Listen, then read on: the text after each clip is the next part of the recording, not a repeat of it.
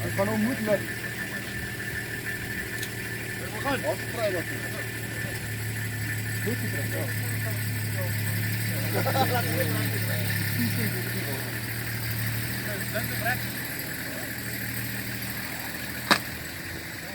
Marius, gaan we in die water sit met 'n gryp.